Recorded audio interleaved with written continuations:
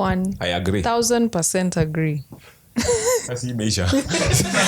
Actually, no. Okay, just for the sake of explaining why I agree. I think honestly, there's so many things I want to say. I don't know what to start with first. Maybe just start so that I can calculate my thought process. So you can follow, so you can use my points. No. It's okay. Now, I think studying church history, you look at where the church began, in homes, all right? But that's where the fellowship was happening, the breaking of bread and all that. And if you read the letters of Paul, you hear him greeting families and, the church in so-and-so's house. And then it grew into cathedrals. A bit of it got back into the temple, but the temple was a very interesting concept, and I'll come back to that. Grew into cathedrals, and the cathedrals were the magnificence of the God was displayed by the magnificence of the building. Mm-hmm. And that's why if you study the story of Ephesians, the city of Ephesus, they had a goddess called Artemis, and, her temple was one of the most lavish, magnificent temples. And because it was lavish and magnificent, she was considered a greater god than the other gods who were there. And most of those cities were polytheistic.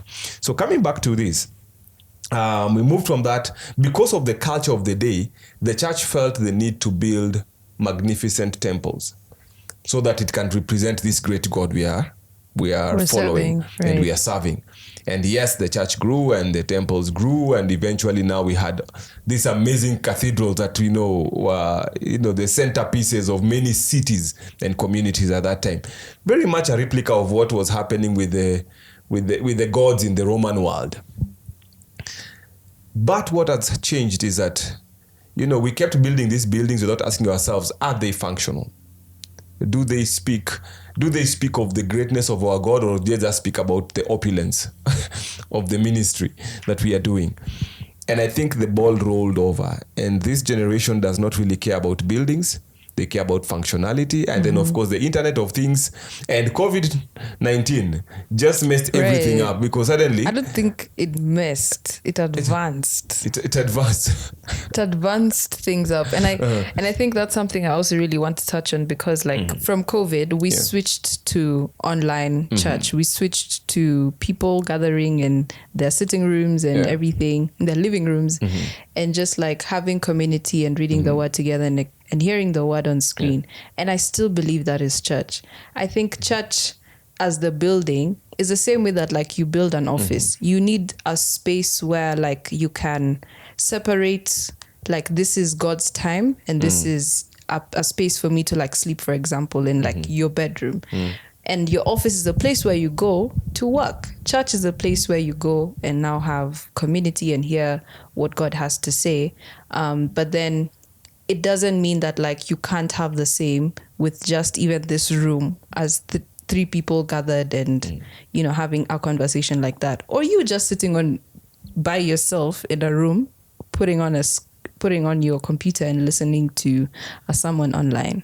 But I also believe that church is a community.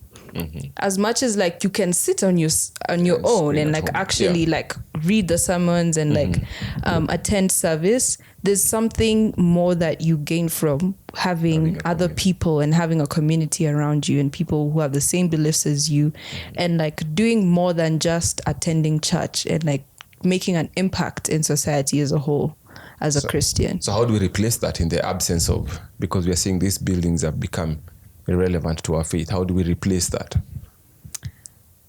Wow. I feel like they're slowly being replaced already, because now it's just a rented out facility or a facility that's been built to accommodate a lot of Christians who would like to worship together. That's how I see it. But then now, especially with technology, it's you can have that anywhere. But then I think generally it's more than that. Now, and what I love that Mavuno does as well with the Spread the Love initiatives, we have Ndoa, we have all of these things that go on. There's more to just attending the sermon. So I think in that sense, it's already changing, and it's more about impacting society and the people around you with like outreach and like going to speak to people in like different estates and stuff like that. So yeah, for me, the buildings are very irrelevant. Well, the buildings host the people, and the people are relevant for us. And I think that's what I'm asking about. How do we replace this? Because we still need community. I think one of my biggest joys of going to any fellowship is the after service fellowship. In fact, I could be online and watch my service from home, but when the heat end, I need to run into a community and meet guys and talk about the sermon, talk about what's going on and catching up with people. I think COVID did a number of us in that it changed a bit of our socialization, but it also changed quite a bit of how church is done. Right. Before we were binding the spirit of Facebook and YouTube. Right now on Sunday morning, every pastor begins by praying not just for the service and the congregation, but praying for the data bundles to be sufficient for the outpouring of God's Spirit into His people scattered abroad. And so there is still a place for the building, but I think the building must change to adapt the changing needs of the generation that is. Because all of us can watch a service from home. In fact, when you're sitting in front of your laptop, you have more options in terms of services than if you walk into this building. Because here you're tied to the one pastor who is there. And if he kills it, he kills it. If he bungles it, you're stuck with them. If somebody kills it online, you just, click next. And you're watching a great sermon, a great preacher. I tell pastors, now you're no longer, the congregation is no longer slaves to your sermons. If you start messing it up, we just, Mike Todd is right there, If I want a mature, old, seasoned guy, TD Jakes is right there. If I want the hip of, a modern church, I can cross to Hillsong and I can get worship from all these churches and I can get a word from any of these pastors. But I can't get community. You can't. From any of this. And that's why I say this building must morph. Like you're saying, it can't just be for Sunday morning service and sermons. It has to be a functional space. It has to be a community center. And that's where for me, the principle or the structure of the temple fascinates me. That it was not just a place for faith formation. It was a place of socialization. It was a place for business and entrepreneurship. It was a place for community and conversations, that if there was an issue in the community, they met at the outer courts and discussed it. If it was business conversation, they had spaces where they would have, even the Gentiles had a space for themselves. Those guys who are not part of the Jewish community had a space. So even the guys who are not part of the community had a space in that community. And then, of course, worship was at the center of it. That's why the Holy of Holies was there. That this is the heart of worship. But from worship, fellowship, healthy community is built. Healthy community requires healthy business practices, requires healthy relationships. If you were dating, you went to date around the temple because it had cool lawns. You could sit there and talk. It made sense for you, and if you wanted to be seen, of course, you did worship team and then you played the drums. You played the drums, whatever it took. But as long as you were in that community, then relationships were built. Families were established. Businesses were built. Networking was happening.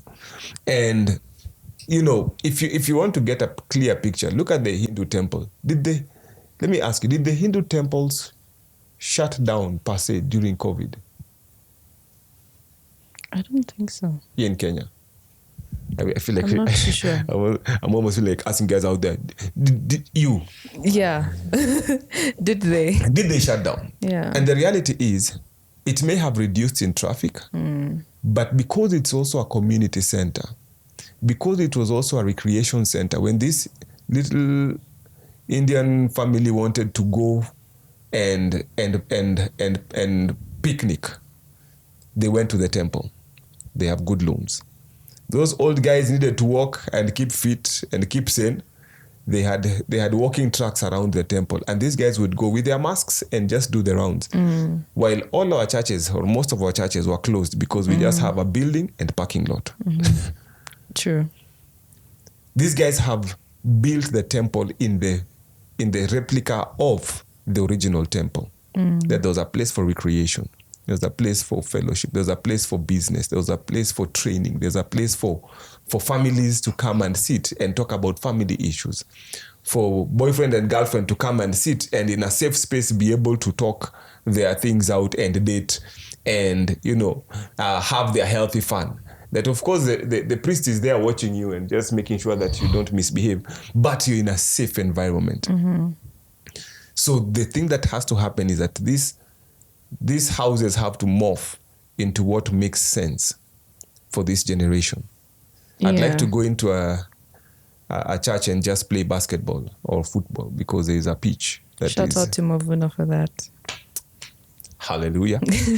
So it makes more sense for us to create a space like that than to have this cathedral with its columns and stained glass and all this beauty, but I walk into that room and I can't even sit and talk to somebody because I feel like it's profane for me to just sit and talk about what happened yesterday in the city with somebody, because this place is built for one purpose and one purpose alone. So but I believe the church is still relevant, but it has to take a shape of a temple and allow all these community activities to happen.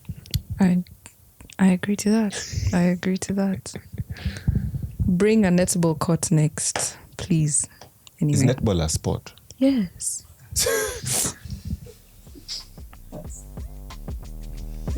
I feel like I've been insulted on 1,000 levels. It is a sport.